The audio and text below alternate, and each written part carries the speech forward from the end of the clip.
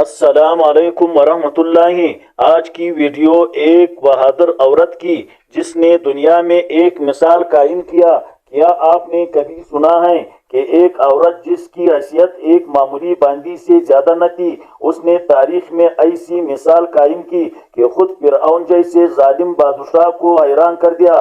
آج ہم آپ کو ایک ایسی عورت کی کہانی سنانے جا رہے ہیں جو نہ صرف اپنے ایمان پر ثابت قدم رہی بلکہ اپنے جان اور اپنے بچوں کی قربانی بھی دے دی۔ یہ ہے فرعون کی باندی، ایک ایسی عظیم ماں کی داستان جو رہتی دنیا تک ایمان والوں کے لیے مشعل رہے ہیں۔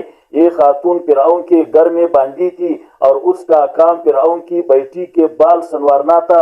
ایک دن جب وہ فرعون کی بیٹی کے بال بنا رہی تھی، کنگھی اس کے ہاتھ سے گر گئی۔ اس نے کنگھی اٹھاتے وقت کہا، بسم اللہ، اللہ کے نام سے۔ فرعون کی بیٹی نے حیران ہو کر پوچھا، کیا تم میرے والد فرعون کو خدا نہیں مانتی؟ باندی نے جواب دیا، نہیں، میرا اور تمہارے والد کا رب اللہ ہے جو آسمان و زمین کا مالک ہے۔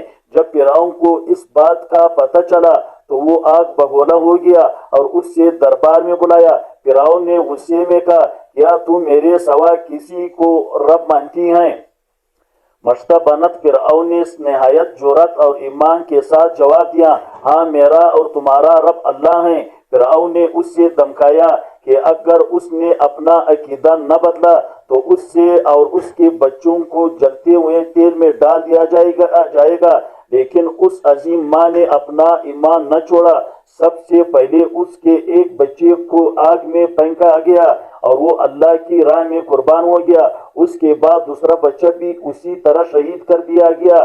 جب سب سے چھوٹے بچے کی باری آئی تو مشتاق کی ماں کی محبت کچھ لمحے کے لیے جاگی، لیکن اس لمحے معجزہ ہوا، اس کا شیر خوار بچہ بول اٹھا، ماں صبر کرو، یہ تکلیف لمحہ بھر کی ہے اور جنت ہمیشہ کی۔ یہ سنتے ہی وہ مزید مضبوط ہو گئی اور اللہ پر بھروسہ کرتے ہوئے اپنی جان بھی اللہ کے حوالے کر دی۔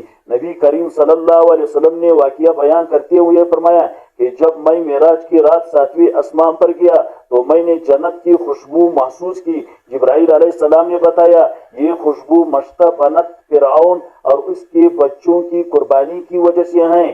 یہ تھی ایک ایسی ماں کی کہانی جس نے اپنی اولاد کی قربانی دے کر بھی اب ایمان کو نہیں چھوڑا۔